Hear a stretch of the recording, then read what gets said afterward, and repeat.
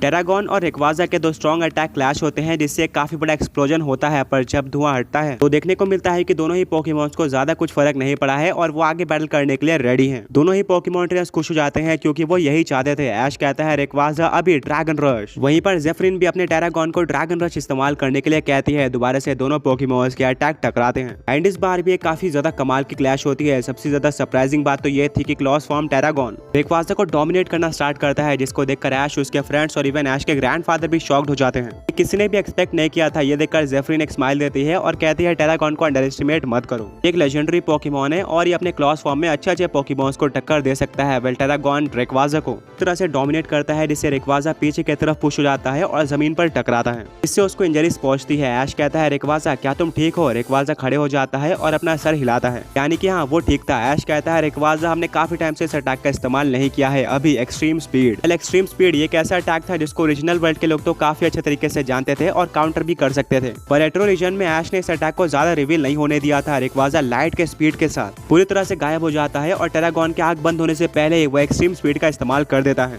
जिससे टेरागॉन के ऊपर एक छोटा सा एक्सप्लोजन होता है और उसको डैमेज पड़ता है। जेफरिन इस अटैक के स्पीड को देखकर शॉक्ड हो गई थी। ऐश कहता है ये पोकेमॉन वर्ल्ड का one of the fastest attack है और इसको तुम ट्रेनिंग के बाद ही डॉज करना सीख सकते हो। जेफरिन कहती है ऑलराइट, तो अब मुझे भी कुछ स्पेशल अटैक दिखाने होंगे। टेरागॉन अभी ड्रैगन स्केल्स का इस्तेमाल करो। वेल टेरागॉन के बॉडी पर जो स्केल्स होते हैं वो पहले के मुकाबले और भी ज्यादा बड़े हो जाते हैं और ग्लो करने लगते हैं। फिर वही स्केल्स उसके बॉडी से निकलकर बढ़ते हैं ऐश के रेक्वाजा की तरफ। ऐश कहता है रेक्वाजा अभी हाइपर बीम का इस्तेमाल करो और इन सारे के सारे स्केल्स को डिस्ट्रॉय कर दो।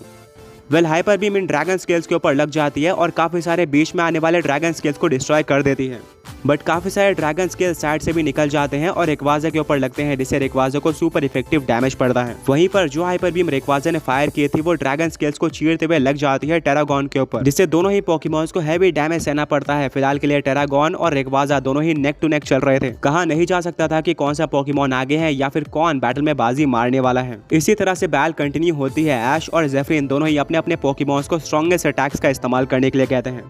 जेफरिन काफी सारे न्यू अटैक्स को रिवील करती है, जिससे रेक्वाजा को काफी ज्यादा डैमेज पड़ता है। वहीं पर ऐश अपने पुराने स्ट्रेटजी के साथ जाता है, जहां पर वो रेक्वाजा को ओल्ड अटैक्स का इस्तेमाल करने के लिए कहता है और यह भी अपोनेंट के ऊपर इफेक्टिव थे। लास्ट में दोनों ही पोकेमॉन्स काफी ज्यादा वीक हो जाते हैं। हाँ, यहाँ पर रेक्वाजा थोड़ा ज्यादा वीक लग रहा था क्योंकि उसने ऑलरेडी इससे पहले 3 पोकेमॉन्स के साथ बैटल कर रखी थी एंड उनको हराने में रेक्वाजा की काफी एनर्जी लगी थी। एंड अब सभी लोग एक फाइनल अटैक के लिए रेडी थे, जिससे डिसाइड हो जाएगा कि इस फाइट का विनर कौन है, ऐश या फिर जेफरिन। ऐश कहता है रेक्वाजा अभी ड्रैगन रश। वहीं पर जेफरिन अपने टेरागॉन को ड्रैगन हेड यूज करने के लिए कहती है।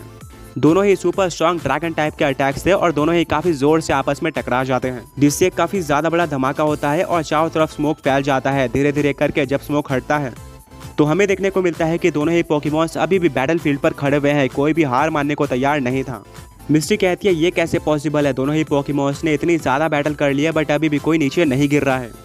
ब्रॉक कहता है दोनों ही पोकेमॉन्स कोशिश कर रहे हैं खड़े होने की, बट मुझे लगता है कि अब टाइम आ चुका है जब दोनों में से कोई पोकेमॉन गिरेगा। वेल दोनों ही पोकेमॉन वीक लग रहे थे बट रेक्वाजा थोड़ा ज्यादा वीक लग रहा था। उसके बॉडी पर इंजरीज के निशान साफ जाहिर हो रहे थे। ऑल्सो उसकी सांसें भी काफी ज्यादा तेज चल रही होती है एंड इन्हीं सारी चीजों के चलते आखिर में रेक्वाजा की आंखें बंद हो जाती है और वो काफी जोर से जमीन पर गिरता है। ऐश कहता है रेक्वाजा नहीं, तुम नहीं गिर सकते। आगे बढ़ने से पहले पिछले पोके क्विज के विनर्स ये रहे। आज का क्वेश्चन ये है कि एट्रो की वो कौन सी जगह है जहाँ पर बहुत सारे फॉसिल्स होते हैं और वहीं पर ऐश को स्कल एस का फॉसिल मिला था।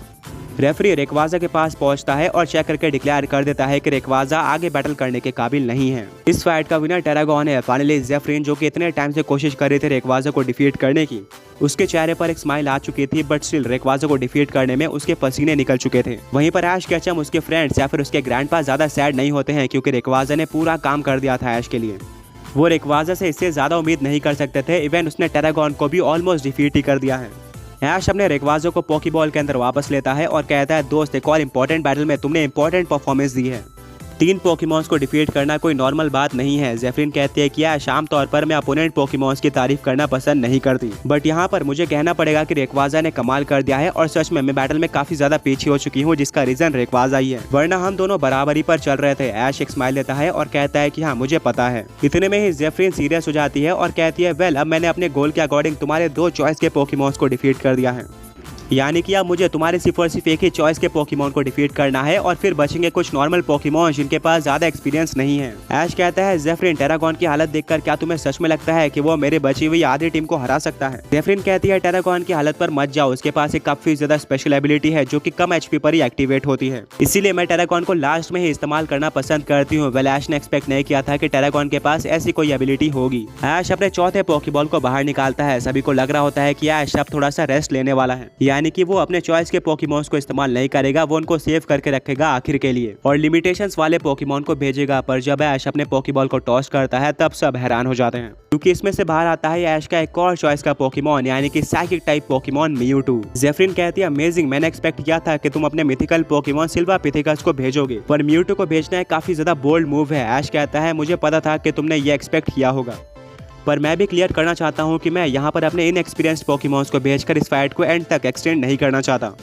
बल्कि मैं इसको यहीं पर एंड करना चाहता हूँ और इसके लिए मेरे चॉइस का पोकेमॉन यानी कि म्यूटू बिल्कुल परफेक्ट होगा।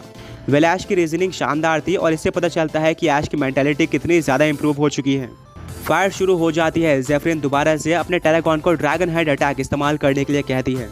ये एक फिजिकल अटैक था जिसको इस्तेमाल करने के लिए वो म्यूटू की तरफ बढ़ रहा होता है, बट ऐश कहता है म्यूटू साइकिक का इस्तेमाल करो और टेरागॉन को कंट्रोल करके उसके अटैक को बीच में ही रोक दो। वेल टेरागॉन कोई नॉर्मल पोकेमॉन नहीं था, ऑल्सो उसका अटैक भी काफ़ी स्ट्रॉन्ग होने वाला था, तो म्यूटू के लिए ये काफ़ी बड़ा चैलेंज था कि वो टेरागॉन को रोक पाता है या फिर नहीं अपने साइकिक पावर्स का इस्तेमाल करके। बट फिर भी म्यूटू की आंखें पिंक कलर में ग्लो करना स्टार्ट कर देती हैं और वो टेरागॉन को कंट्रोल करना स्टार्ट कर देता है। पर जैसे कि सबने सोचा था टेरागॉन इतने जल्दी पीछे नहीं हटता है, वो म्यूटू के साइकिक पावर्स को पुश करता है और आगे बढ़ते जाता है। एंड में वो म्यूटू के काफ़ी करीब आ चुका था।